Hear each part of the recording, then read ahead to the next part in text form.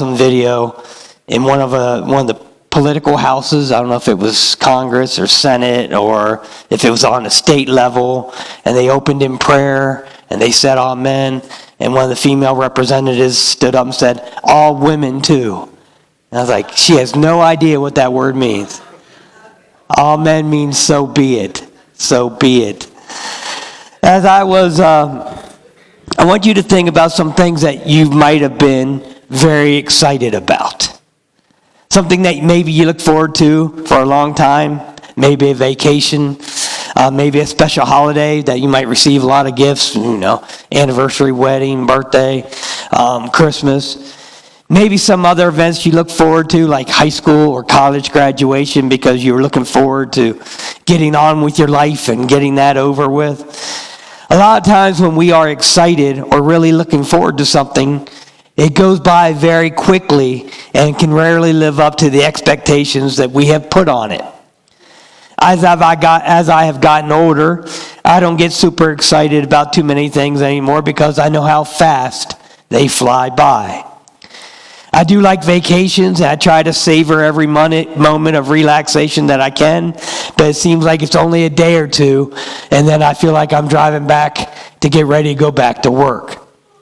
As far as the big holidays that we celebrate, like Christmas, I think I've told you this before, ever since I've been in ministry, by the time Christmas Eve services are over, I'm exhausted and ready to go to bed, and I have no plans of getting up early the next morning to go do anything.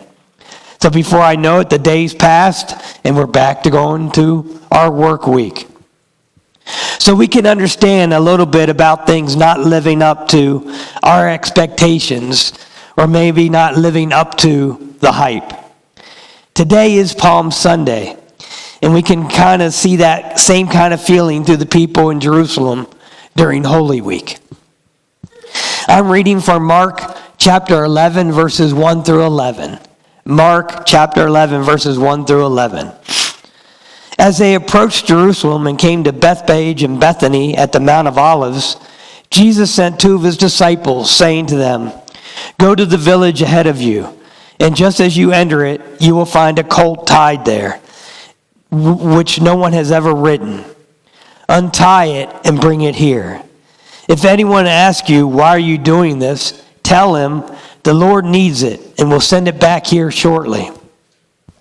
They went and found a colt outside in the street, tied at a doorway. As they untied it, some people standing there asked, What are you doing untying that colt?" They answered as Jesus had told them to, and the people let them go. When they had brought the colt to Jesus and threw their cloaks over it, he sat on it. Many people spread their cloaks on the road, and while others spread branches they had cut in the fields. Those who went ahead and those who followed shouted, "Hosanna! Blessed is he who comes in the name of the Lord. Blessed is the coming kingdom of our father David. Hosanna in the highest." Jesus entered Jerusalem and went into the temple. He looked around at everything, but since it was already late, he went out to Bethany with the 12. This is one of the accounts of Jesus arriving into Jerusalem on Palm Sunday. There's an account of this event in each of the four Gospels.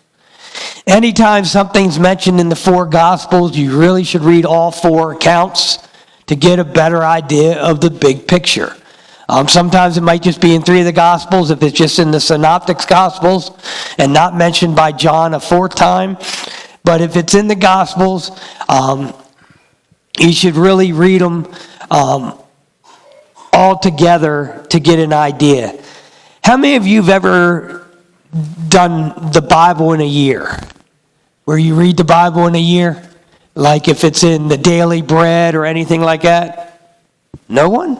Really? You should do that. Actually, you should read the Bible in a year. It's not that much. It's 3 chapters from the Old Testament, 1 chapter from the New Testament every day if you do that in the Daily Bread.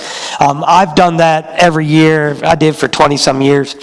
But then you get kind of bored doing the same thing.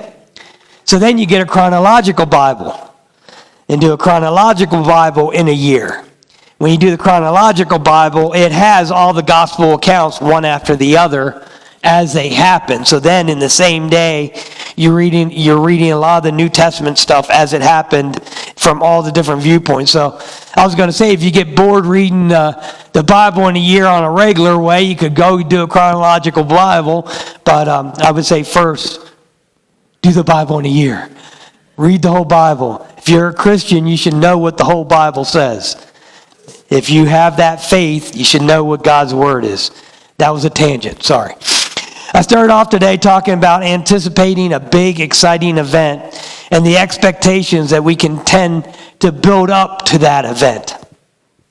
Jesus heading to Jerusalem, he's heading there for the annual Passover feast. And this is a holiday for the Jews. It's one of the biggies of the year. I think they have 7 different feasts, and this is definitely one of the bigger, if not the biggest one.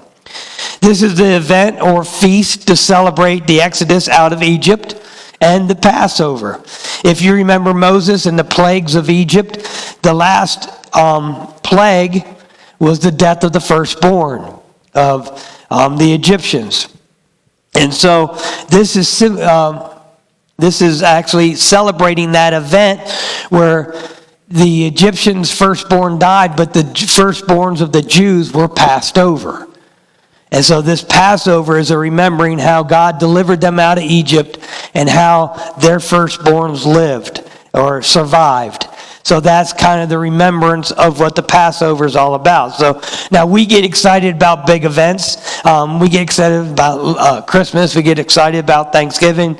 Maybe weddings. How many of you get excited about weddings and stuff like that? But most of our events are pretty much a one-day event. Right? There's a lot of prep, then there's the event. The Passover festival was actually a week-long celebration. And all the Jews were expected to attend. They were expected to travel to Jerusalem and to celebrate it as one people. It was a way for the whole community of Jews to get together and remember what God had did for them in delivering them out of Egypt. Since all the Jews were expected to be there, there were many that were hoping that Jesus would actually attend the festival or the celebration. Now, they knew about Jesus. They knew about his ministry. Many had probably heard him speak before and probably had witnessed some of his miracles. So there were great expectations for his arrival and for him to establish his kingdom. Now, Jesus sent 2 of his disciples to go into the village and get him the foal of a donkey. He told them what to expect, and he told them what to say. I've talked before about how nobody really has an issue with the disciples going and untying this colt and taking it. It's not like today, nobody would say, hey, just go take that car. If they ask you why you're stealing that car, just tell them you're going to bring it back when you're done. That just doesn't go over. But here, not only are they going and taking this donkey, Jesus is telling them what they're going to say, and he's telling them the answer to give. And they're like, oh, okay, that's great. Yeah, make sure you bring it back when you're done. That's good, right? So, but as I thought about it more, about how awkward or odd that situation was, I'm thinking, why would the disciples be surprised? They have seen so many miracles as they traveled with Jesus the past 3 years. This episode with the donkey and the people about on time is probably pretty minor in the scheme of things or miracles they've witnessed. So as they bring Jesus the donkey and they put their cloaks on it, Jesus rides the donkey into Jerusalem. And we are familiar that this is a fulfillment of the prophecy of Zechariah 9:9. We must also understand that the Jews are very familiar with the prophecy of the arrival of the Messiah. Remember, when we talked a few weeks ago that they were memorizing this stuff. They were taught at a very young age what they should be looking for, what to expect. So they recognize when Jesus is riding on a donkey into Jerusalem that he is fulfilling the prophecy from Zechariah. The people are laying down the palm branches, they're laying down their cloaks as they would the arrival of a king. And they see Jesus as the anticipated king and Messiah. When they are yelling out, Hosanna, they are really yelling out save, because Hosanna actually literally means save. So they're calling out the Messiah, the Savior, to come and save them.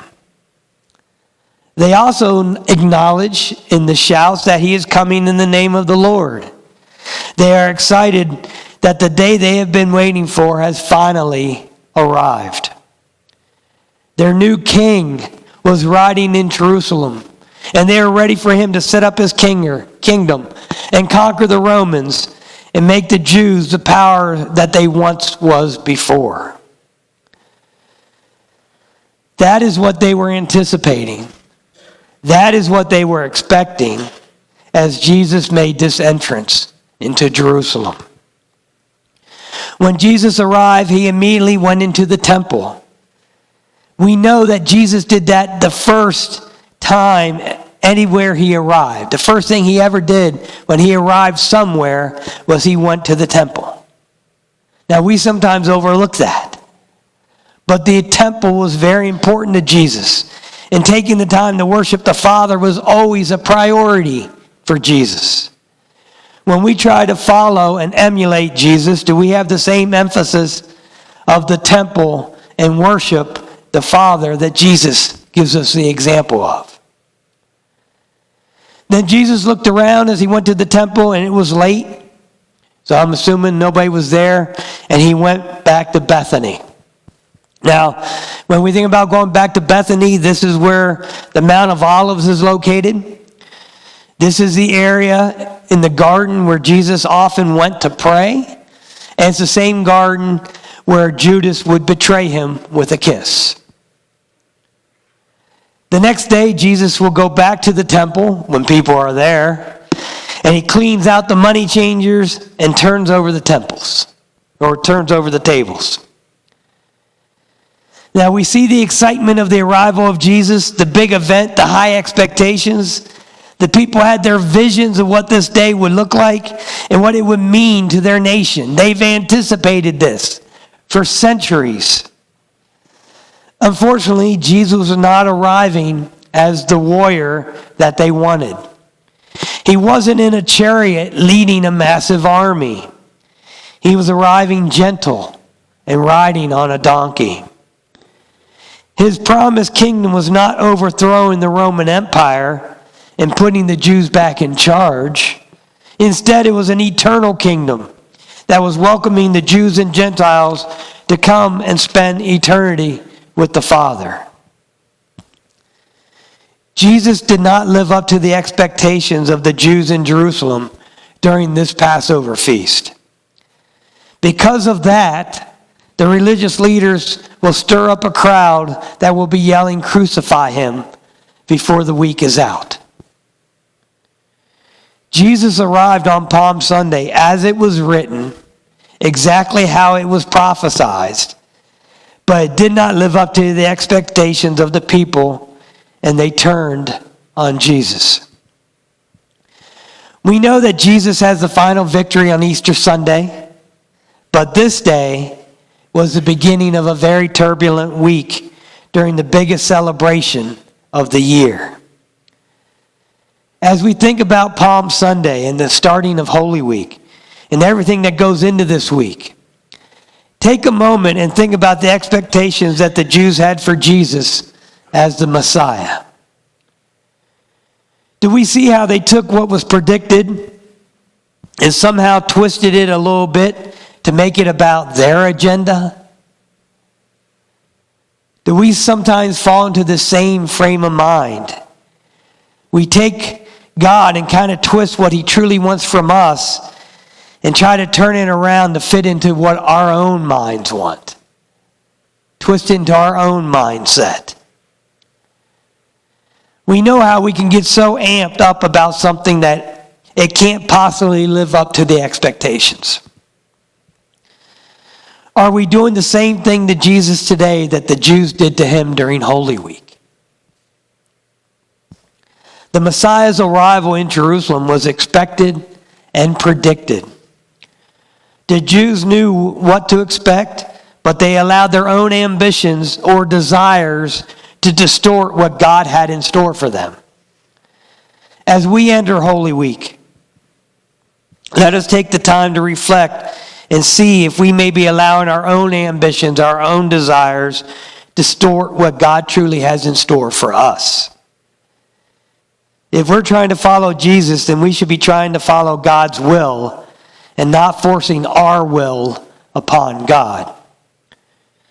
We see in the Jews' case, they're trying to force their will, led them to cry out, "Crucify him." Are we setting ourselves up to do the same thing today? Let us put our focus on the Lord as we kick off this Holy Week. Let's go to the Lord in prayer. It's so easy for us to twist something out of proportion, to get something so amped up or read things into or twist it to what